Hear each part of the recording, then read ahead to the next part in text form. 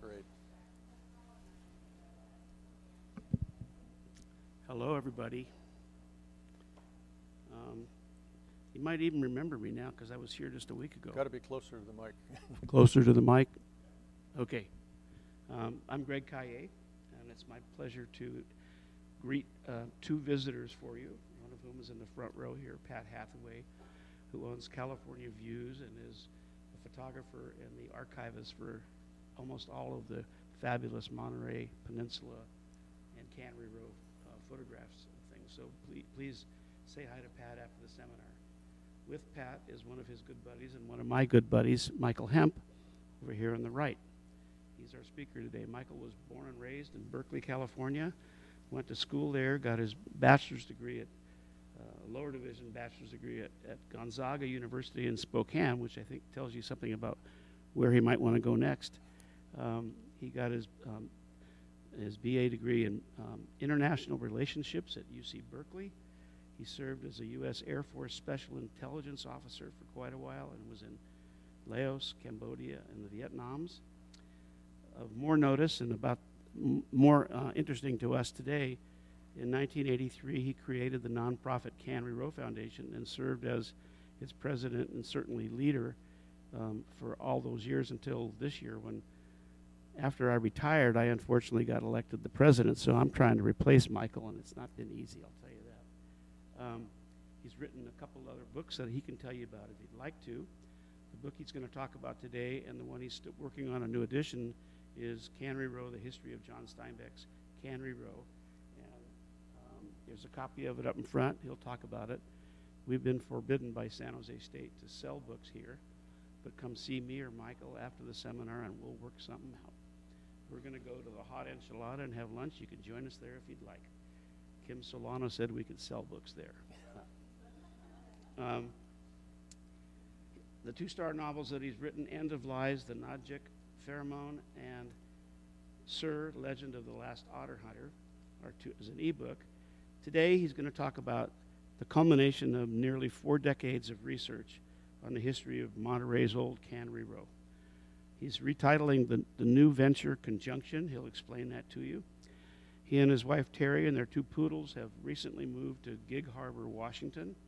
And we're really lucky to have him down here today because he's been giving seminars here at the Monterey Bay Aquarium and at a group of attorneys and also 3 tours of the Pacific Biological Laboratories on Cannery Row. Basically, Michael's going to tell us about his research on the interactions among sardines, the sardine industry, Ed Ricketts, John Steinbeck, and all the other cronies that made up many of the books that John Steinbeck wrote. Today's title is Conjunction, The History of Ed Ricketts and His Pacific Northwest Legacy. Michael, it's a pleasure to have you here. Thank you, Gregory.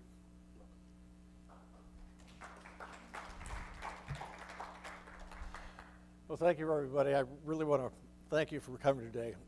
It's a real pleasure to be here again. It's been several years since I gave my last presentation here. And since that time, a lot has transpired. I reached the point as historian of Cannery Row, which I started in basically 1979, and in 1986, with the help of Pat Hathaway, my partner in crime, he and I coordinated the production of this book. You may be familiar with it. Some of you may have seen it before. It's in its newest edition, and he and I are revising it for a new edition coming up probably in spring or summer to include a lot of the things that we're going to be talking about now. This is the threshold of a new adventure for me and also a jumping off point for the information that we have for you about Cannery Row. Some of this is photography you may have seen if you've had a lecture of mine. Have you ever heard me speak before? Okay, well, good. Most of you haven't, so we're going to do a quick history of Cannery Row while we're doing this, so you know how essential that is to understanding John Steinbeck and Ed Ricketts. But today's presentation is called what I've titled Conjunction, and that's exactly what's happened to me. I've spent almost 4 decades collecting the history of Cannery Row, and Pat Hathaway has been a big part of that. But about 1,000 interviews over the years and collecting all this personal oral historical information and what Cannery Row has become has left me pretty unable to do anything else with the resources that are there. Whatever's left now are the archival things like newspapers, microfilm, that sort of stuff. That's all that's really left, and I'm hopefully going to leave that to new interns that want to get into this thing.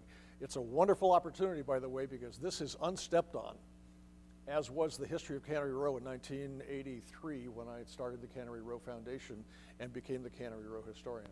There was no history of Cannery Row at the time, and that's why I jumped in, and my life and my career has followed. The emerging connection of Cannery Row, which you must know something about, probably don't understand yet the historic connection with the Pacific Northwest. That's really important in today's presentation. Of course, when I present this up in the Northwest, they're not very familiar with John Steinbeck, really, or Ed Ricketts in a lot of cases, other than the marine biology establishment up there, which is enormous and very, very active. The Sea of Cortez, some people know about it. Some people know about the books and the voyage there by Ricketts and Steinbeck, and the Saga of the Western Flyer. This is a new element. This book, by the way, is by a close friend of mine, Kevin Bailey, University of Washington fisheries scientist. And he's basically condensed the known history of the Western Flyer and its use by John Steinbeck and the voyage to the Sea of Cortez that John Steinbeck wrote the log from the Sea of Cortez from. But he really did this to use it as a backdrop and the matrix for the title is Steinbeck's Boat, the Sea of Cortez, and the Saga of Pacific Fisheries. This book is a wonderful addition to Steinbeck and Ricketts' collection and anybody in the fisheries area, because it's going to pertain much more closely to the return to the Western Flyer here in a couple of years. Now to get into the things. Here's Pat Hathaway. You've been introduced to him. That's the dude that has produced most of the historic photography on exhibit in your doctor's offices and dentists or wherever. What do all these things have in common? Well, let's start with Cannery Row. You know most about Cannery Row. The 1945 book by John Steinbeck has become world famous. This is most of the book of Cannery Row is in this Hathaway collection photo of Cannery Row. About 90% of the story happens right in that couple of blocks. And of course, it's become today a quasi-historic area. We really haven't put the stamp of history on Cannery Row. It's, at this point, much too commercial, and we're trying to tone that down with some real new advances, but there are some. And the one I'm working on is brand new connection with the Pacific Northwest. And although it's been known to some people, not very many, but pardon me, the boats that the Croatians throughout the Pacific Northwest concentrated in the Puget Sound area, these were the kind of boats they built. And they built them like a religion. They were just wonderful things. They happened, and this is the Western Flyer in 1937 when it was produced in Tacoma, Washington. That's off here in the background here. This, by the way, is Gig Harbor. Is where I live now in Washington, and from where I'm going to be operating to explore the opportunities in the Pacific Northwest for a lot of things, particularly the presence of Ed Ricketts. This happens to be a photo of Ed Ricketts in the bull kelp. Somebody can tell me exactly what kind of kelp that is. It helped me a lot because I'd like to be specific. But he's kneeling in this kelp at low tide in front of the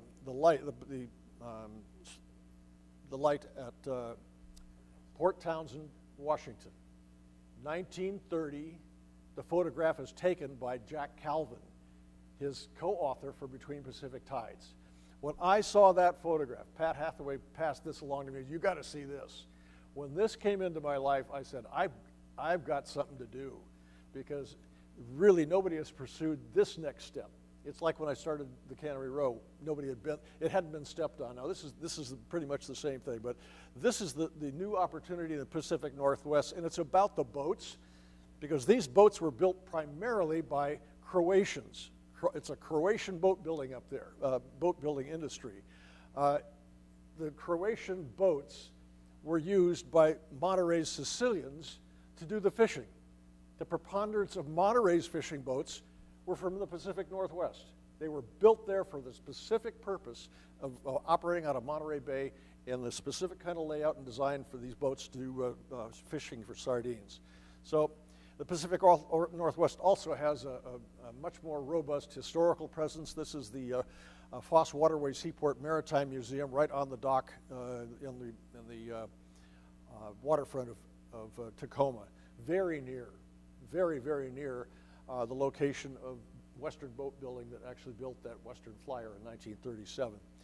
Here's an outtake for those of you who know a little bit about Ed Ricketts and Jack Calvin, his co-author for Between Pacific Tides. This is a Willits Brothers canoe. They're handmade boats, complete with a little sail.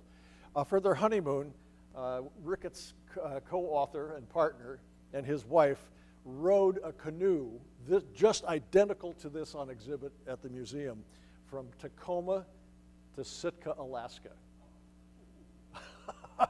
You boat people can probably get an idea of what that was like, and the report is that it was raining almost the whole distance. But some real heavy boat people that just cannot believe anybody could think of doing it, let alone pull it off, but it happened. And here's what I'm really after. These red dots are the beginning of what Pat is helping me with and what the scientific and marine biological stations throughout the Pacific Northwest are going to be queried for. I'm asking your help. If anywhere in your travels you run across somebody that knows anything about Ed Ricketts in the Pacific Northwest, please get in touch with me, because I'm going to try to assemble the complete picture of all the places he's been, but that'll give you some idea. For those of you who are not familiar with the country, this basically is the Puget Sound area. This happens to be Hood's Port on the Hood Canal.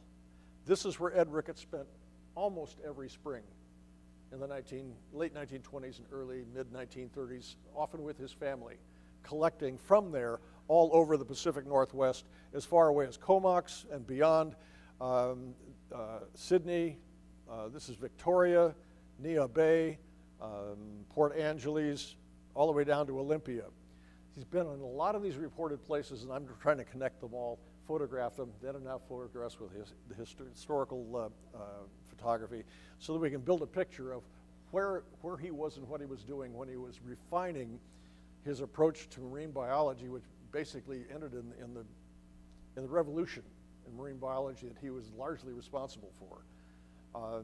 Wave shock, which played a really important part, and in fact, there's a new book out from a Sitka publisher. These guys up there, the scientific, fisheries, biological people are aware of Ed Ricketts in spades, but in this book is his treatise about wave shock, which explains basically why the shock conditions can determine what congregations of animals can and should or would survive under those conditions. As conditions vary, the impact and the aggregations change. And so it was part of this seminal work he was doing in the Pacific Northwest. In 1939, they were both authors, but before Ed Ricketts and his seminal publications Between Pacific Tides, it came out in 1939. John Steinbeck wrote Grapes of Wrath that same year, but he's most famous on Cannery Row for that book in 1945, which he wrote mostly from memory in New York and then finally finished off here.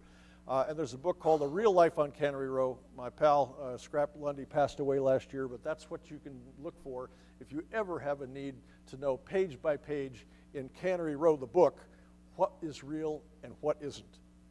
Because the book is about 90% true, with some changes in names and names of locations, but 90% of the book Cannery Row you can count on has a real basis in fact. And you might read it again with that in thought. The Sea of Cortez is really important because that's when John Steinbeck and Ed Ricketts decided to get John out of town after the publication of Grapes of Wrath. John was taking a lot of heat from the United Farmers in the Central Valley. Price on his head, death threats, so it was a good idea to get out of Dodge. So they tried finding a boat in Monterey Harbor that would take this charter. All the Sicilians, it was primarily a Sicilian fleet, all thought he was a communist. They turned him down. The only boat available happened to be a Croatian boat with a Croatian skipper who a couple years earlier had married into the Ania family, so he was absolved of the problems of coming to Monterey to fish. You didn't come to Monterey and just throw in your anchor and join the fishing. It was a Sicilian operation, and it was really tough. But here's the boat in one of the Hathaway photos. For those of you who know Cabo, that looks just the same today as it did in 1940 when John and Ed rounded that corner and headed up into the Sea of Cortez. The book itself, is, those of you probably know, is divided into two halves. The original one in 1941. The first half of it is the narrative of the trip. The second half is Ricketts' collections and all of his scientific notations. The book came out the same week as the attack on Pearl Harbor by the Japanese, so its publication was really hampered. However, in 1951, after Ed Ricketts had passed away, John and his publisher, Viking Press, were able to talk Ed Ricketts Jr. into letting them separate the scientific back end from the narrative, and it became published as Log of the Sea of Cortez by John Steinbeck. Ed Ricketts' name was no longer on it. This happens to be the only nonfiction book that John Steinbeck ever wrote, and his third wife says very plainly that it was above all his favorite book about this trip to the Sea of Cortez. There's a little misgiving about that happening, but again, this is the full breadth and width of this topic now, because the Western Flyer is going to be coming back. We're going to be talking about that soon. Here it is at birth, 1937, Tacoma. In the early 60s, it was a trawler in the Halibut Commission survey, and eventually, 10 years later, resulted in the, I forget it, somebody, you folks probably know it, the name of the act that established the 200-mile fishing limit. Does anybody recall the name of it? Okay, but they also call it a number. Pardon? Okay. Here, whoops. And after fishing, after participating, as outlined in this book, this great fish killing machine participated in the near and sometimes total extinction of 5 major fisheries in the Pacific Northwest. So that was pretty heavy. It got old, too slow, too small, and it ended up spending most of the 80s under the twin bridges at Anacortes, Washington, looking like this, renamed the Gemini. In 1970, it was renamed, and if anybody was looking for the Western Flyer, which they weren't, they probably couldn't find it at all until Bob Ania, who stepped out of the crowd in 1983 when I started the Cannery Row Foundation. He said, "How'd you like to get your hands on the Western Flyer?" We've tried 30-some years to do it, and we just couldn't pull it off. Nobody would write a check. It's probably the best thing. But here's where it was, and Bob happened to find it in the 80s by its call signal, which does not change when a boat's name's changed. Whiskey Bravo 4404. That's the Western Flyer. And when you can find it by its call signal in a working environment or even a static environment, you know where it is. So he had found it, and we kept it under wraps for a long time. It was bought by an unscrupulous Salinas businessman, basically stolen right out from underneath a nonprofit we created for the purpose of acquiring it. And after a long battle and 2 sinkings, it sank twice on that owner's watch up in this situation right here under the bridge. And finally, on the second sinking, he had to either pull it out and get it fixed, or they were going to turn it into splinters. And so it was towed down to Port Townsend, Washington, the same place that Ed Ricketts is kneeling in the bull kelp. That's the home of the Western Flyer. So this thing has come almost full circle in terms of just the story of Ed Ricketts and the Western Flyer. This is the way it looked like when it came out of the Western Boat Building Company in May 1937. A beautiful boat. This was the state-of-the-art. This is the sea trials. The boat in Port Townsend is going to be identical, nearly identical in structure. And a note on this, the boat, if it stays as historically as they're going to attempt to do it, is going to end up in the same legacy category of the historical fishing vessels, the same vessels, same legacy category as old Ironsides. So this is already the world's most famous fishing boat, but it's not that many people know about it other than those folks who are either Ricketts, Steinbeck, or literary fans. The trick here is that instead of the fish in the hold here that the boat was designed for, this is going to be a classroom for kids. The whole premise of this boat is to be a functioning seagoing classroom complete with its own ROV designed as what? A nautilus. A nautilus. It actually looks like a nautilus, and it's under construction right now. John Gregg, a marine geologist who happens to have property right down the spit here, bought Woodward's, the Gravel Yard, and the Red Barn. He owns all of that. And he also stepped in and bought this boat, the way you see it here, a boat that didn't float, paid $1 million for it. And now it's under reconstruction in Port Townsend. In 2020, it's scheduled to return, as we've shown you here. And its purpose is going to be to inspire kids into the marine sciences. That's the purpose. It's never going to be a charter. It's not going to be a party boat, as we had to configure it if we were ever to get our hands on it, just to pay for its upkeep. He's putting a lot of money into it. He's looking for big partners to help do this. But the purpose of the boat is, of course, education, and it's going to be home ported in Monterey, where it spent most of its fishing time. That's its headquarters. And it's going to be operating from there, and you're going to see the Western Flyer up and down this coast, going on short and long voyages with the purpose of reaching kids who might never otherwise have a chance to get into the science. What a marvelous mission. And they fully intend to take this boat and this approach all the way back as far as Sitka and all the way south to the really badly needed help to inspire kids into saving what's left of the Sea of Cortez, the Gulf of California. All that I know about Cannery Row got strung together by this man who was one of Mac and the boys in the book Cannery Row. This is Charlie Nanella. He was a piece of work, and I owe him the string that he shot through all these confusing and uncorrelated subjects on Cannery Row that allowed me to do the history, which started with the Chinese. They sailed across the Pacific on what they called the current of no return, and in 1850 things were so bad they'd put everything they own on one of those Chinese junks and make that trip. They landed first in Mendocino, and there is still a working actual Joss house in Mendocino. If you're there again soon, check it out. It's really cool, and it's working. It's a functioning meeting place for the Chinese today. But this current was also very important for another reason, because it's also the same current that the galleons left the Asia on and went up into the north and down to the northernmost outpost of the Spanish Empire, a little burg called Monterey. We were there to meet the galleons with their scurvy and their treasures, which are transported again down to Mexico, across the waste and into the Caribbean and off to Spain, if they didn't get caught by the privateers and whatever else. But this is how the Chinese got here. This is what Cannery Row looked like when they did. That rut down the left side of the photograph is going to become Cannery Row. You're looking at it from just about where the Intercontinental Hotel is today, very near the position of Ed Ricketts' lab, and off in the distance is the rock outcropping behind the village where they use that as a cemetery.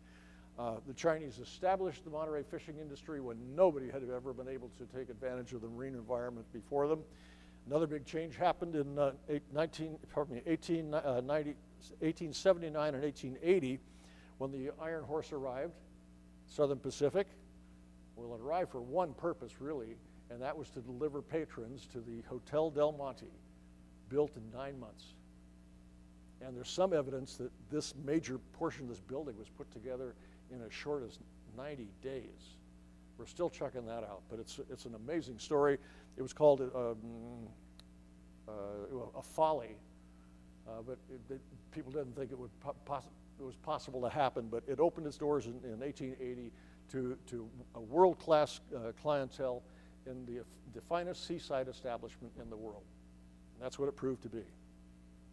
Here we're looking at the hotel off in the woods. It's beach houses. This is one of the little steam packets that operated up and down the whole West Coast. This is how you got to Monterey up until 1880 when the train arrived. It was either a steam packet like this that called on every little dog port on the coast, or you had to ride in a carriage, or you rode a horse, or you walked to Monterey. And we're still a backwater, but that'll give you an idea how parochial we might have been. Here's a cute note on Pacific Grove. These summer tent cabin platforms became houses in Pacific Grove when it actually became a little village that we know now. Some of those small houses still remain. In the mid-1890s, the Japanese were burned at their home port in Japan. Their abalone industry was destroyed by fire. Chiba was just leveled, devastated. At the time that one of their labor contractors here in California had organizing work gangs to clear brush and lumber, found abalone at Point Lobos. And he found abalone at Point Lobos because the decimation of the Pacific otter by the Russian-American fur company and all the otter hunters in the middle of the 1800s had removed the only predator for the abalone. So they went from having no abalone to having abalone. And so they went into the business. And here's their lead boat towing the pump boat that had the air on it. By the way, here's a shock. This is obviously the natural state of Point Lobos. You know it today, and all I can say is that there must be an awful lot of fuel up there because this is the way, and at the same time, there wasn't a tree on Carmel Point, not one. So there's that couple of comments on the physiology. Japanese hard hat diving was introduced to the diving industry for the abalone, and they worked these boats as far south as Morro Bay for this, that we wouldn't eat on a bet. But it was a delicacy in the Orient and in every Asian colony and barrio between here and Grant Street, San Francisco, and beyond. And this is what the first year of their production looked like. These are abalone popped out of their shells and being dried. They were sacked in burlap, put on a ship, which made it almost back to Japan before it hit a squall. Water crashed into the hole, rotted the whole shipment, and nearly put them out of business.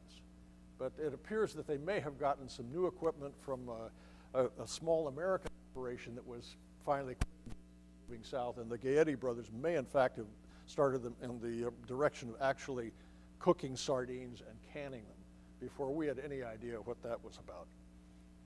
In Monterey, the only thing going on since the gold rush was whaling.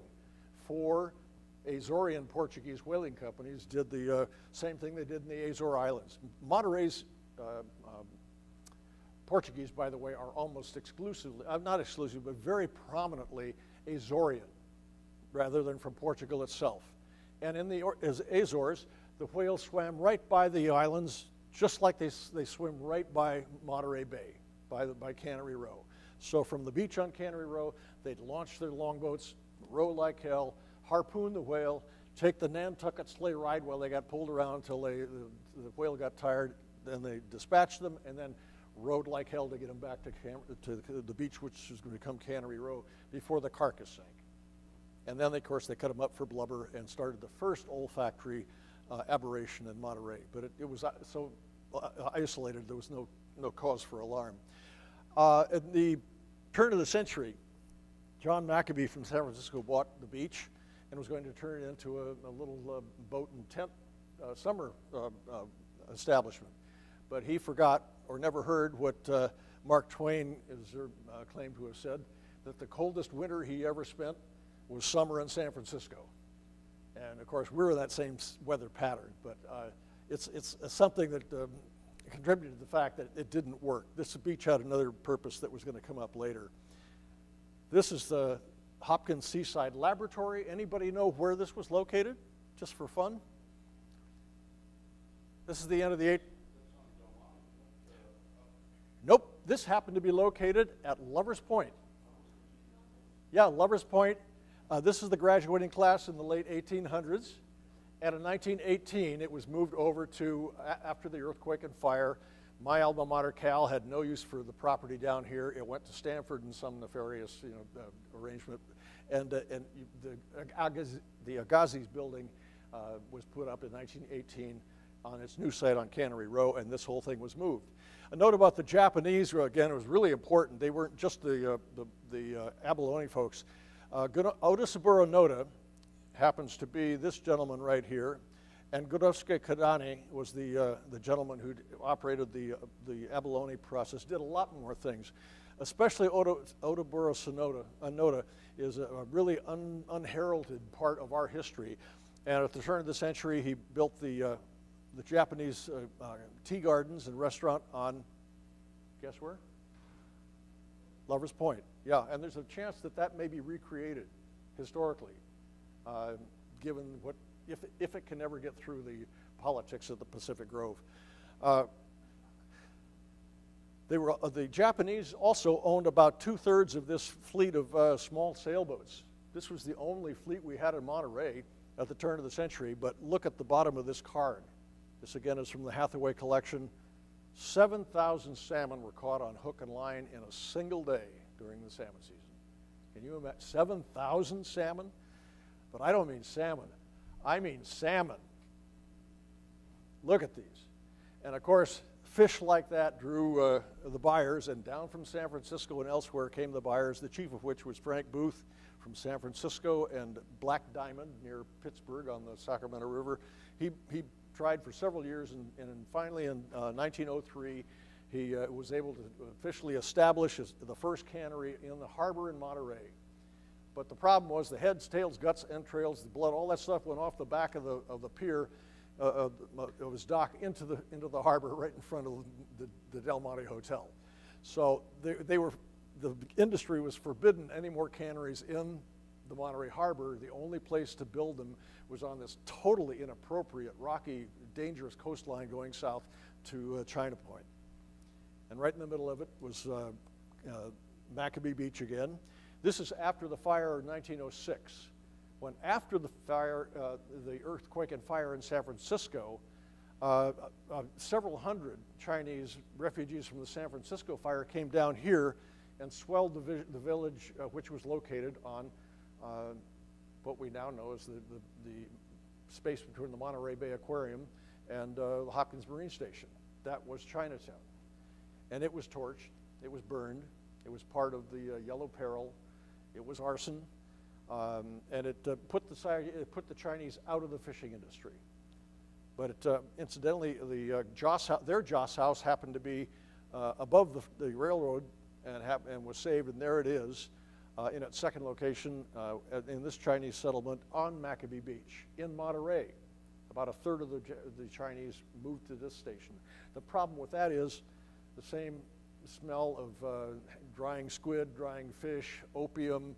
They weren't Christian, all these reasons that they were still despised meant that they finally melted away into the city in the late 1920s. Yes, a question? What's a Joss house? Well, it's a little hard to explain, but it's like a chapel. It's like the headquarters of the mayor. It's a cultural center. It's the center of each Chinese settlement, and debts are settled there. Everything is adjudicated. It's the very official part of the Chinese settlements. And in this case, the settlement had to be moved, so the Joss house had to be moved. We finally lost the Joss house, which was situated right next to the Palace Flop House. If you happen to know John Steinbeck's Cannery Row, this was in its third position, never mentioned by John Steinbeck for some reason. There was just so many things that he couldn't write about because there was so much of it you couldn't make up. In the mid-20s, the Wu family from San Francisco came down and built this hotel on the site of the former Chinese fishing village there at Maccabee Beach. And look at the fancy cars and all this stuff going on down here, a restaurant, and look at the dragon roofs. In 1929, they built an annex across the street, which is still there on Cannery Row. It's a 2-story building with an awning, or a porch on the second floor. That you can see with the dragon tile roofs, but this is gone. Today it looks like this, if you're familiar with Cannery Row, sitting above Maccabee Beach. Very near that beach is the site of the first canning operation in Monterey. Japanese, and with an American partner. Guess who the Japanese was? Otis Suburnota again. And just one note on him. When you've taken a ride to Sacramento, the miles and miles and miles of rice paddies that you see, the rice growing there, he started the California rice industry. This guy from Monterey. So he's an important guy. This is his operation, which was sold to another firm, and this was 1911. And this gives you the evidence of the size of the Monterey sardine. Most of you probably know it was smelt size. It wasn't the finger-sized sardine from Norway that was so popular. And here's the ladies. Had to use cut by hand. They had to cut the heads and tails off and split them to drain because they're so oily. And then the men would put them in metal baskets like this and drag them through troughs of boiling peanut oil. That was the French method. They were French frying sardines. That's the way sardines were produced up until about 1911 here, when they finally started canning them. But there it is, and you wonder at what point did they change the oil, or did they change the oil? And the handmade cans that they would put these in were the same oval salmon can that started the industry here. And they were made by hand in each of these little, I can't call them canneries, they were like sheds, canning sheds. But the fish were drained again after being boiled, or broiled, and then the lids were hand soldered closed. But that was the industry here in Monterey. This is where it all happened. That's exactly the site of the first cannery in Monterey. That's what happened. That's what followed on that property. I call it the altar. It's a very prominent piece, and the astonishing fact is that is the outermost edge of the cannery that was built at this site. So to give you some idea how far out over the water and the underwater obstructions that they tried to get in order to offload their fish. Newt Hovden came here in 1905 and changed the whole industry with his experience in the Norwegian canning industry. And this is 1920. Guess what? Can you recognize the location? Maybe the Agassiz building back here will give it away. This is the site of the Monterey Bay Aquarium. And I love this. I love the architecture and the graphics, but to explain the feature of Cannery Row, the crossovers we call them, there were 16 of those. Most of them were covered in conveyors like this, where the warehouses on the uphill side of the street that were back up to the rail line, which is now the recreation trail in Cannery Row. Everything went across to the cannery, and at the top of the cannery in these crossovers, and then they used gravity and sluicing to distribute them down to the cutters and the canners. And then when they were cooked, they were sent back across these same conveyors to the warehouses where they were packed up, labeled, and sent off. Some of these places were beautiful, like Alexander Allen's Monterey Canning Company. This is the first iteration. He also built and designed most of America's really classy racetracks, but he also was the partner with Kidani at the abalone operation at Point Lobos. Most of the canneries, however, looked like this. They were just horrors. The investors wouldn't put any more money into them than they had to, but they had to build them as far out over this rocky submerged coastline here as they could. And here's a cable and bucket. The cable sometimes had to go hundreds of yards offshore, and then the bucket went down, up and down these cables to unload the lighters or barges that were pulled full of fish by the fishing boat, the Sicilian fishing boat that dragged it out into the bay at night. Fishing was done at night. The fish were located the only way they could. The 3 darkened weeks of each month between August and February, pardon me, the 3 weeks without the moon reflection on the water, these acre-sized schools of sardines would cause such a turbulence near the surface of the water when they fed, they actually caused the water to fluoresce green. It activated the water. Well, you folks know how that happens. I don't. But the skilled skippers could spot the sardines only in the dark, and the really good ones could differentiate between sardines and anchovy, which were a disaster catch in the cotton nets they used. This is way before monofilament. The cotton nets you had to be really careful. If you got an anchovy, they plugged the net, you had to literally drag that thing back to Monterey. And if you lost a net, you were out for the season. Anyway, this is what that coastline looks today, all the way down to the pump houses at the Monterey Bay Aquarium. The Sicilians, again, are one of the most important stories in Monterey, and I should point out very quickly that Monterey is not an Italian-American experience. It is a Sicilian-American experience, and they were responsible for the means of catching the fish. When they came down from Black Diamond, Pittsburgh, around 1906, they deployed a net that they used in their Mediterranean experience. It was a bag with a wing net, and they could encircle the fish, and then 4 or 5 big brutish guys, usually they're about this tall and about that wide.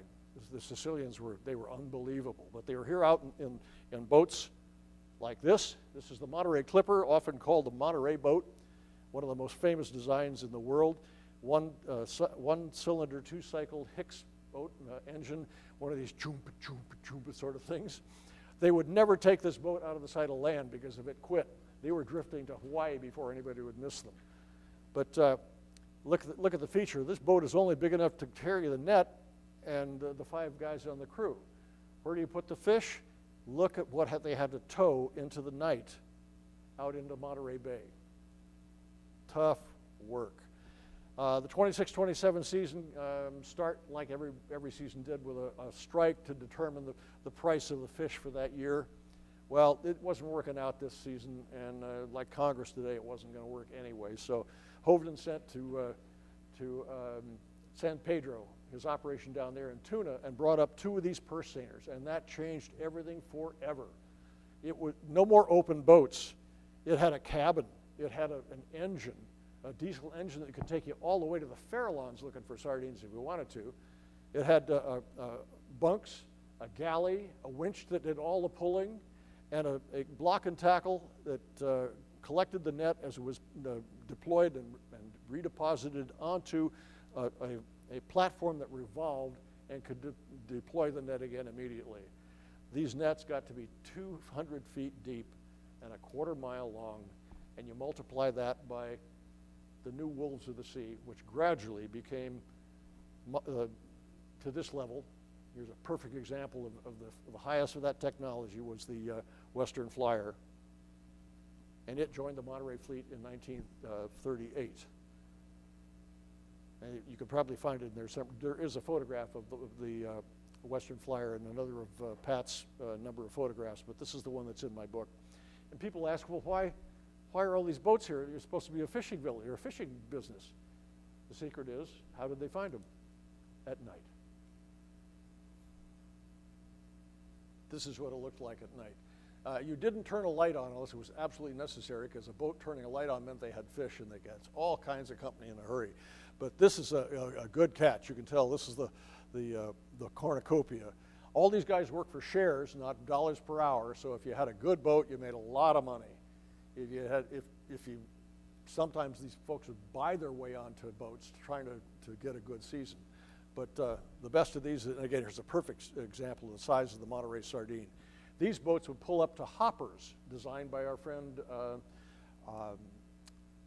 Mr. Hovden, and they were anchored to the bottom of the bay by heavy chains and concrete blocks by the diving industry that allowed the boats to pull up next to these floating hoppers with a slant bottom that were connected to a rubber hose to the bottom of the bay, and then 12-foot flange sections that had to be bolted together underwater by divers in their diving suits.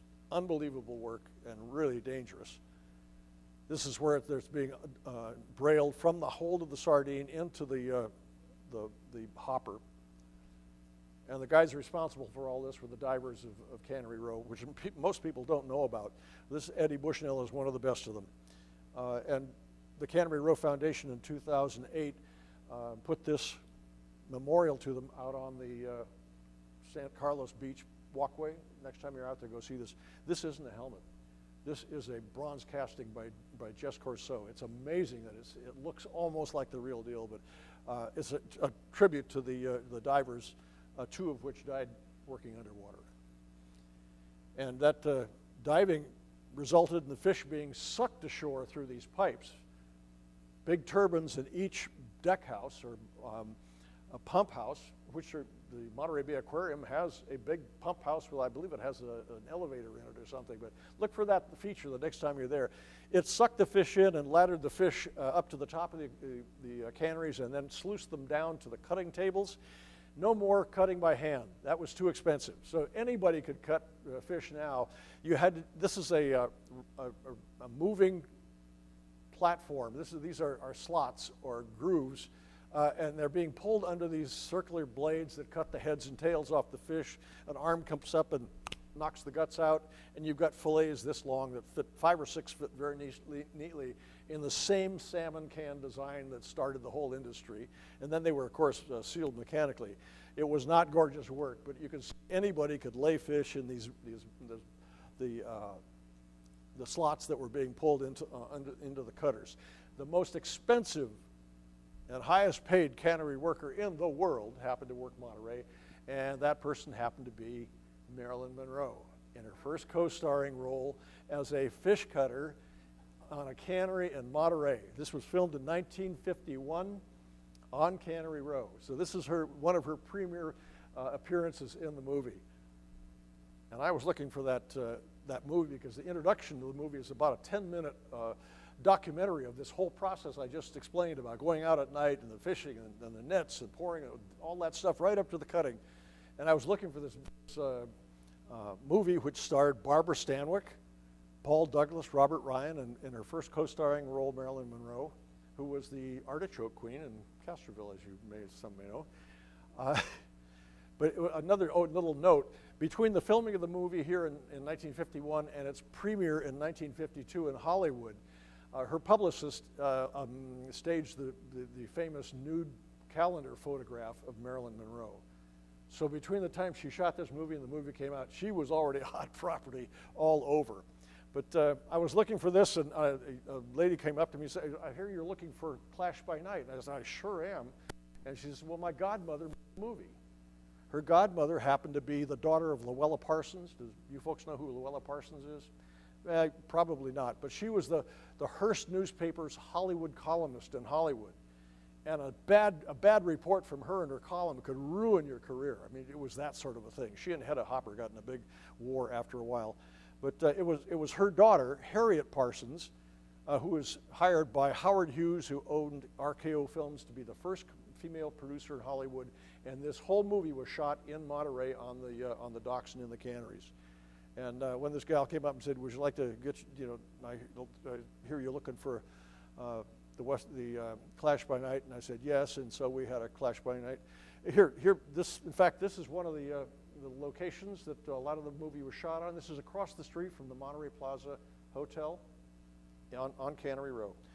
And as I said, we had our own Clash by Night, and I married her. Packing line and the cow pack, this is what the industry evolved into. Look at the size of the fish still. 5 or 6 of those fit neatly in these big oval 1-pound salmon cans, and they were filled with condiments, either mustard or ketchup or whatever, and then sealed with the condiments and the raw sardines in the cans. And then the cans were collected in these big baskets called retort baskets, and they were rolled into, ladies should remember this from your mother or your grandmother's, what's that? It's a pressure cooker. A big horizontal pressure cooker. And there were dozens of these in some canneries. And here's your chef, minding the temperature and the pressure of the stuff in the cans being cooked as the time went through. This happens to be one of the saddest photographs I've come across, and I have to explain.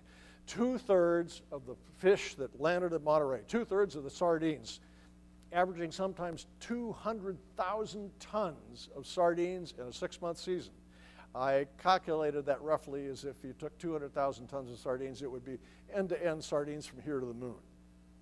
But in an average 6-month season in the 30s, we did close to 200,000 tons, and 2/3 of them never saw a can because 4 or 5 guys could grind them into a cake, spin them, or centrifuge them for their oil. The big white and silver tanks you see along Cannery Row, have you ever noticed those things? Those weren't for petroleum. The big one next to the Monterey Plaza Hotel, across from the chart house, that was for sardine oil. They filled tank cars full of sardine oil from those tanks.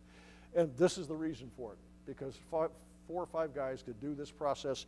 And then this is a rotary gas-fired kiln that roasted the cake left over from the centrifuging of the crushed sardines into fish meal and fertilizer. Consistency, I explain, is a cross between kitty litter and Quaker oats. But it smelled like hell. Absolutely death-like stench because of this. And that's where Monterey got the name from. The saying in the day was Carmel by the sea, because it's so beautiful, Pacific Grove by God, because it had more churches per capita than any other city in the country, and Monterey by the smell. But it was the smell of success. It was the smell of an industry that survived even during the Depression. But the idea that 2/3 of our fish, most of them totally edible, went through this process instead. And it didn't get any better. In the middle of the 1930s, a whole fleet of these ships offshore didn't even have to can a minimum of the sardines being processed on shore.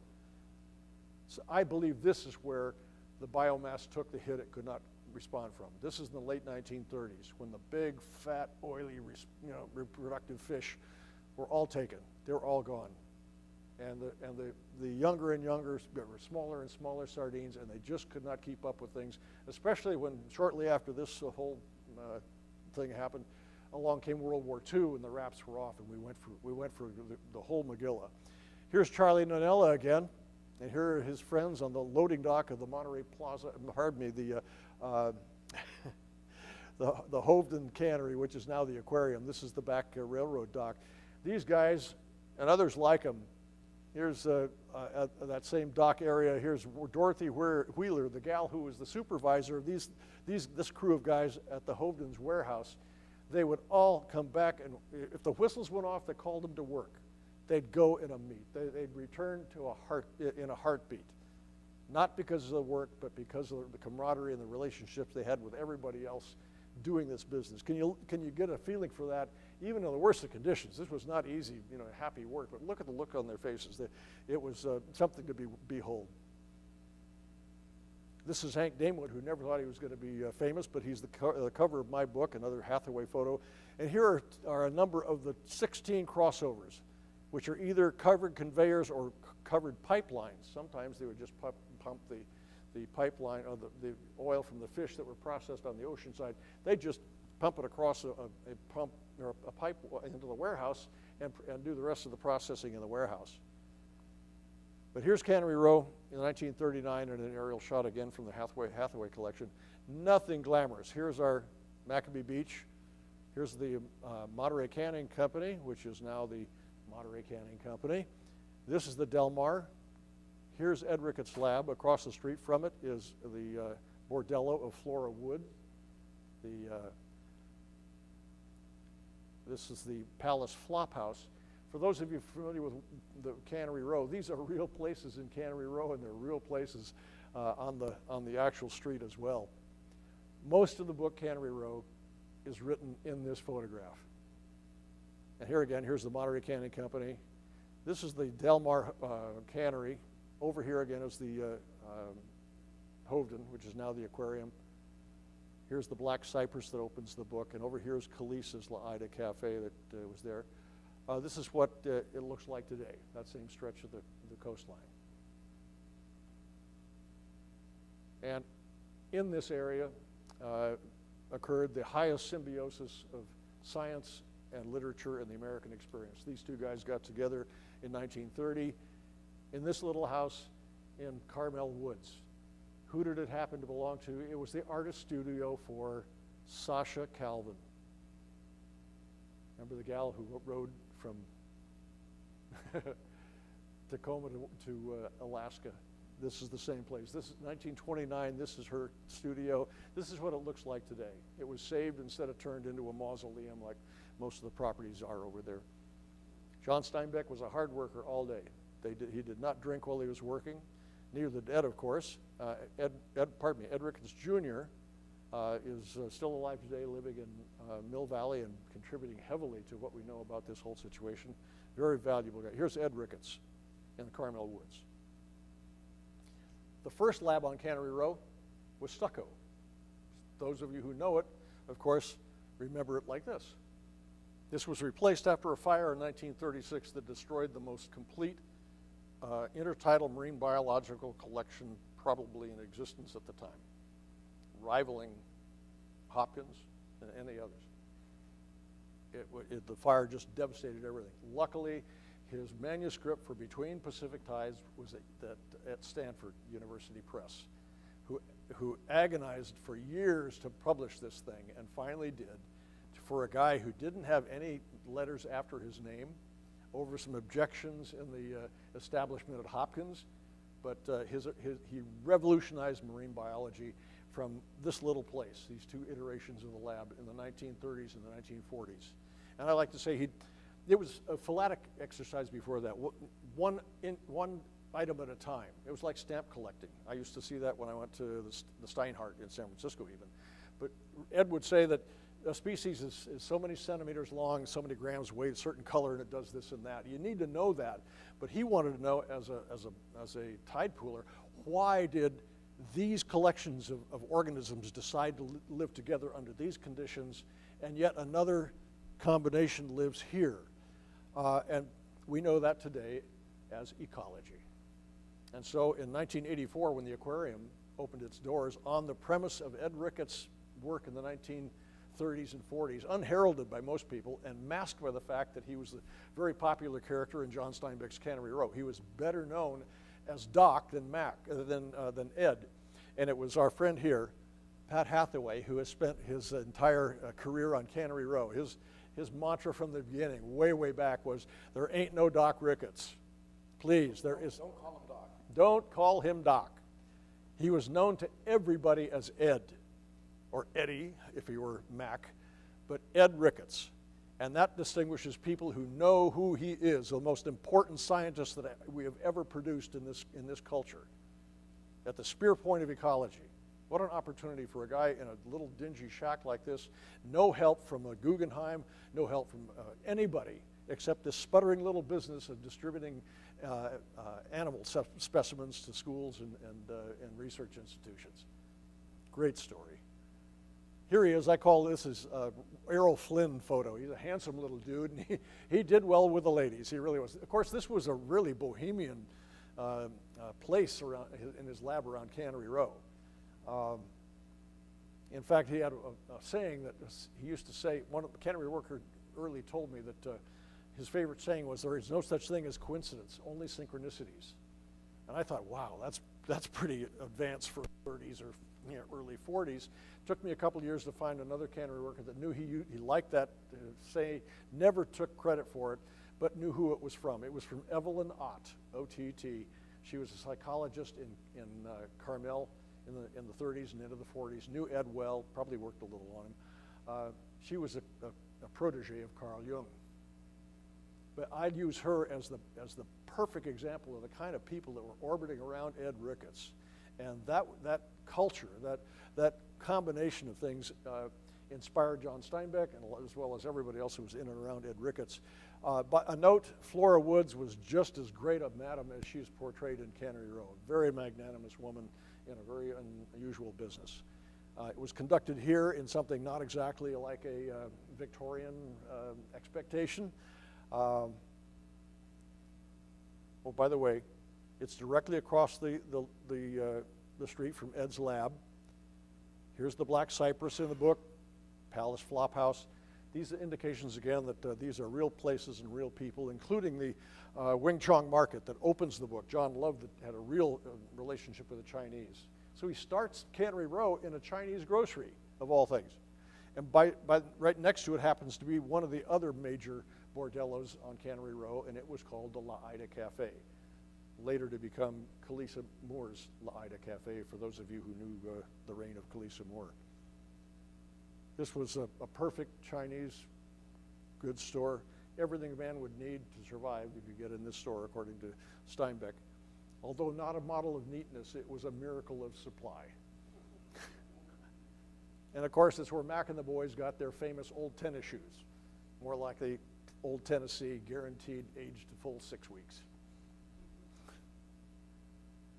Big things happened in 1939 when Ed was published by Stanford University Press. It's in its 5th edition now, still the most popular book of its kind ever published by Stanford. And of course, that same year, John Steinbeck wrote Grapes of Wrath and unleashed the maelstrom of reaction against what was going on with the Western movement of the Okies to California. And it was decided that they were going to take another trip to Baja, California, but they were not going to go by car. This time they went by boat. And who did they pick? Who did they choose? They were turned down by every Sicilian boat in the fleet, all 80 some of them. The only one left happened to be a Croatian-owned boat with a Croatian skipper married to a Sicilian. And it was Tony Berry that chartered his Western Flyer, a fairly new boat, for the 6-week trip all the way down to Cabo, up the inside to Puerto Rico, and all the way down the opposite side and back. And from that came the book, Sea of Cortez, as I explained, the combination book, a co-authored book, and then later, the ones you get today. And I recommend this as science people. You should see, if you haven't read this book already, you're going to devour it. It's great fun writing. It's a story about the trip, and it was a wild trip. They worked like hell, but they played like hell too. There's a lot of drama on it. But it's also the key to the first anthem for ecology. This is 10 years before Rachel Carson, okay? Think of it when you read it. I recommend that highly. Bobby Ania knows more about it than anywhere. I hope sometime you're able to invite him up. He's the nephew of both Tony Berry, the Croatian skipper, and Sparky Ania, the most famous deckhand in literature. He was one of the key players in this whole the whole book. This is a picture of the crew, with the exception of Carol Steinbeck, who was written out of the book, although she was on the trip. Their marriage was in deep trouble, and somebody thought it was a good idea to revive it by going on a 6-week expedition with 6 other guys in a boat full of beer to Baja, California. It didn't work. Here they are on return back at Monterey, and this boat again is now under restoration in Port Townsend. Here's what it looked like when it sat on blocks for 2 years before John Gregg, our world famous now marine geologist, who spent $1 million for this boat. He said it was worthless, but it was priceless. And there's going to be a couple more million going in this thing before it comes out as it was shown earlier. Ed was killed by a collision with the Del Monte Express on May 8th, 1948. He died 3 days later from his injuries. If he'd have lived, we have no idea what he could have accomplished, but those of you in the sciences would certainly be a beneficiary of even more than he did. We erected a monument to him on Cannery Row at the accident site. If you haven't been there, it's at Drake and Wave Street. Again, a Cannery Row Foundation project. Here is your producer, Harriet Parsons. Here is Barbara Stanwyck and Robert Paul Douglas. Now, this Clash by Night was filmed in 1951 in a 15,000-ton season. Do you remember what I told you it used to be? I call this a statistical study of disaster. And I'll just say 1941-42 happens to coincide with the beginning of the war, 250,000 tons. And when the film was made 10 years later, only 10 years later, 15,000 tons. However, the following year, can you see that? 49 tons. 49 tons of sardines, period. It was over. And there was no plan B. Nobody had thought of what do we do if the sardines ever crash. And they did, and this is what Cannery Row looked like. It was impossible to use. It wasn't worth anything doing business in. These oil-soaked canneries and the oily breath of a zillion sardines, fire traps that went up. By the way, this was one of the biggest frauds in American history. This was supposed to have been the biggest American industrial fire. Only the first couple rows of the sardines in here, the cases were full of sardines. The rest had been put in another warehouse a couple days before. This kind of thing, shenanigans went on all the time.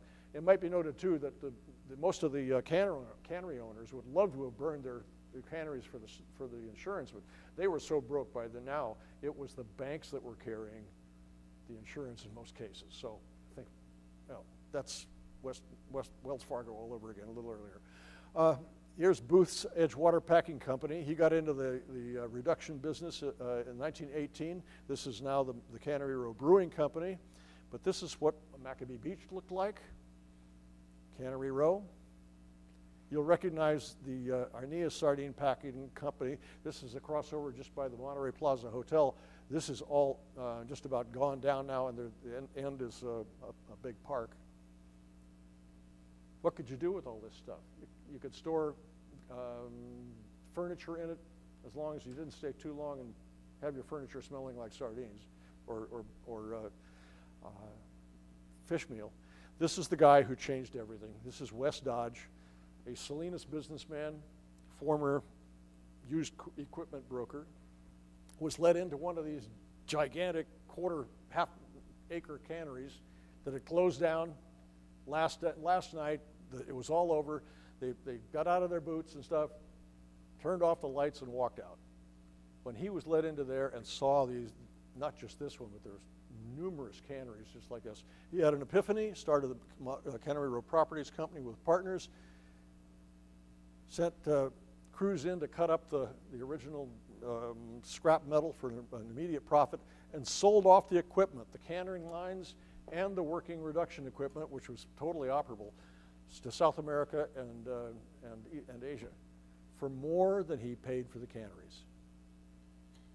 He sold the equipment in these dead factories for more than he paid for the property and collected most of Cannery Row in one piece. And here's the contrast.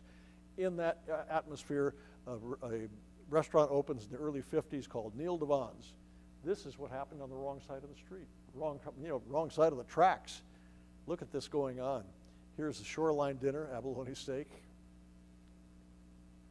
Khalees's opened in 1958, and she reigned as the Queen of Cannery Row for years. This is where I survived on handouts from her and living in a garage in Upper Dolores Street in Carmel until I got myself situated here. Here's her last day in business. She lost her lease. 50 years on Cannery Row, and she is personally responsible for most of the canning history. Ed Ricketts and John Steinbeck effort that was put in. I certainly benefited from her. Sardine Factory opened in 1968 with a little help from Play Misty for Me by Clint Eastwood. Great bar scene in there. And the Monterey Bay Aquarium opens in 1984 based on the revolution in marine biology spawned by our friend Ed Ricketts from this little lab, which still remains the center of not only Cannery Row, but this conjunction, because it's tied by Ed Ricketts, John Steinbeck, to the Pacific Northwest, to the boat industries, to the fishing, to the Sea of Cortez, to ecology. Here it is. When I saw that, that was my new direction. Thank you to Pat Hathaway. And this is where it's going. I am now in the Pacific Northwest pursuing this effort. And I'm done, except for questions. Yes? For a while, you could buy Western Flyer coffee here in Los Landing. Was that going towards the Yes. Port Townsend? Yes, they produced that. I believe it's it might be a Washington coffee company. It may be from. Check I've seen and had the coffee. I've used it all mine up, but I can't recall. Check the fine print and see where it was roasted. But it may have been roasted right there in Port Townsend, which is a really big deal. And when that boat comes out in 2020, it's going to be something. It's going to shake the world. And every marine biologist in the world is going to be going, yay, and preparing to meet that boat when it steams into Monterey Harbor. Next question. Any other questions? Anybody needs to go because they have a class or something, feel free, but I'm sure Mike would be willing to talk to you guys and answer questions. Any more questions? Yes. So what's the long-term plan for Ed Ricketts' house placed there? It was sold by the, it became, a good question. Ed was struck by the train and died in '48, and his lab sat vacant until the early 50s, maybe about 1951. And a school teacher from Monterey wanted to rent it. And the Yees, who owned the Chinese grocery, thought he was crazy, but he wanted to live in it. And they let him do it. And he brought his classes in science and literature down there right into the same rooms that John Steinbeck and Ed Ricketts really occupied doing their conjunction. There was when his wife-to-be would not, of course, not move into that dump. He had to unload it. And it would terrify his friends because he had 3 circles of friends, about 15 guys that made it their private kind of club. Every Wednesday they were playing jazz records there, which, by the way, resulted in them becoming the first board of directors of the Monterey Jazz Festival. The Monterey Jazz Festival was born in Ed Ricketts' lab. But they formed a men's club that hated clubs. And it wasn't as misogynistic as you might think, because the ladies were asked every month when they had their dinners, and the wives and the girlfriends could meet each other and things like that.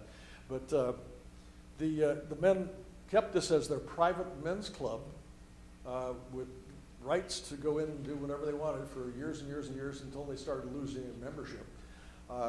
You had to be approved by a unanimous vote to become a new member, which was impossible. So the group kept on getting smaller and smaller. I will say that it was the most egalitarian bunch of guys I've ever seen in my life, and also the most entertaining, because they had some of the richest guys in Monterey were members, and some of the most ordinary salesmen and teachers. But they all checked their pedigree at the door. And some people around here know exactly how the whole thing went. They volunteered time in there. Time was passing, and they decided, what are we going to do with this place? And so they decided to sell it to the city of Monterey. They approached the city of Monterey, and the city of Monterey purchased it in 1983. And in no way a bad reflection, the gentleman accepted $175 from the city of Monterey while they were turning down $1 million cash from some private interests at the aquarium to keep it in public hands so that it could be seen even as a limited access memorial that it is today. 150, 200,000 people a year going through that, it would wear itself out. So it's open occasionally. And that's where we have volunteers, we call them row rats in the Cannery Row Foundation, help us keep the lab open. Keep your eyes, and if you want to stay connected with us, canneryrow.org, that goes directly to this gentleman right now, and you'll know about when the next private tours, public tours of the lab are going on, and the next activities of the Cannery Row Foundation. And the last of the club members died on the 25th of September, the last man died. Frank died. So they have no more connection, and the city in the process, it's a 4-step process of deciding what to do about it. The 3rd step is underway. They're trying to get money to figure out how to do ADA access. Once they get past that, then they're going to decide what to do in terms of restoring the front room, the back room, which is now the party room, the deck, the backyard, and the lab underneath. So it's all up in the air now. Yes. Has the Ed Ricketts lab become a historic state or federal registered building? Yes, it is. It's on the federal. In fact, there's only 2, believe it or not, in the Cannery Row district, the whole district, there are only 2 structures that are on the National Historic Register of Historic Places, and that's one of them. The other is it's now called the Cannery Row Antique Company. It's up on Wade Street. It was a former warehouse. But those are the only 2. This is the development area, and developers are not wild about history. So there hasn't been a rush to keep, history in mind. It makes good advertising, fodder, but it's really tough to get developers to put up money for what we do. What level of restoration is the boat going through? Complete, so that it's potentially functional? It's even nearly maybe complete. Go to Sea of Cortez again, and then where's it going to be docked? It's going to be, home port is going to be Monterey. The marina? Yeah, it's going to be inside the harbor at Monterey. In fact, right next to the Coast Guard pier area. They've already got a berth prepared there. And of course, it'll be up here occasionally because John's operation here is headquartered right here on the sand spit, down by the Red Barn on the inside. And the whole purpose of the boat is going to be to, reach kids, especially the emphasis from day one. When I was an early consultant with these guys, and we made it. It was unanimously agreed that it was not going to be a commercial operation, and that its point was to reach as many kids as they could to inspire them into the sciences by pulling the what do you call the nets we just saw today?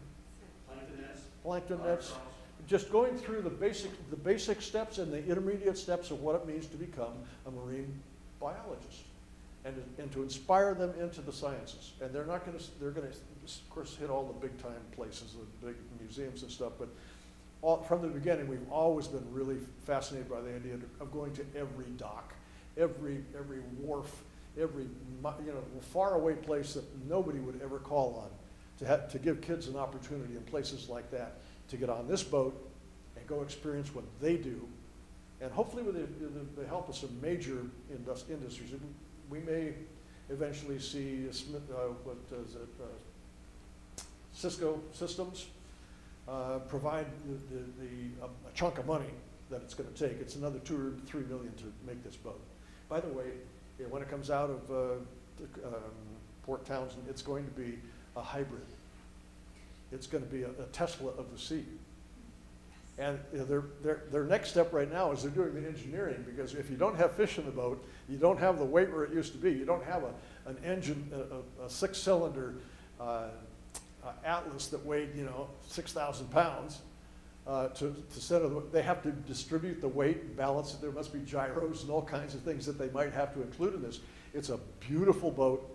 It has what they call an hourglass figure, the top of an hourglass. And it goes through the water differently than almost any boat today. It yaws. It goes, but then it gets to the far side, and then it comes all the way. It never tips over. But riding in a boat like this, which I had a chance to do, it's a thrill. Yes. Can you go to Port Townsend now and see it? Oh, you sure can. As a matter of fact, anytime you want to go up there, I'll leave some of my cards up here, or you can get a hold of me, Michael Hemp. Just Google me, Michael Hemp. On Google, and you can reach me by email or a phone call. I'll arrange, if you're heading up there, I'll arrange a meeting with the guy that runs the whole place, the project manager for the Western Flyer.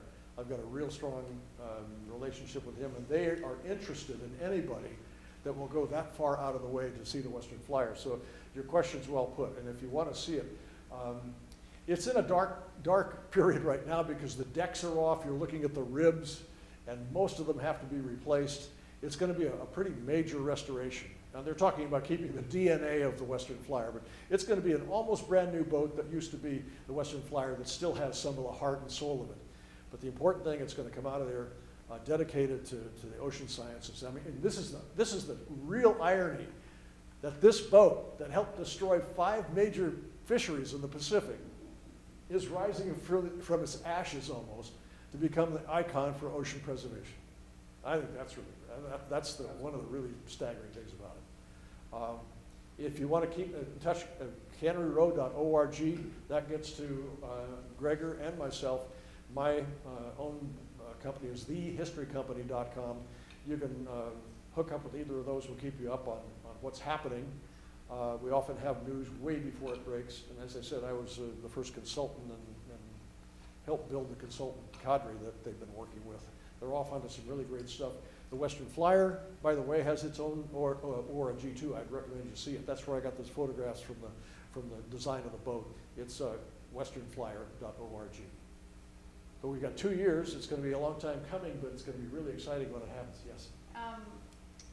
This might be a controversial question, but are there talks with Mbari about what you're going to do about having 2 ships in Monterey Bay named the Western Flyer? Well, I don't think that's going to be a huge problem because I think the Western Flyer here is probably going to be sold sooner or later, and with some luck, they'll change the name when it goes somewhere else. But I don't think there's any question. But I have to say, it was Kevin Bailey who wrote the little blue book that you should all have.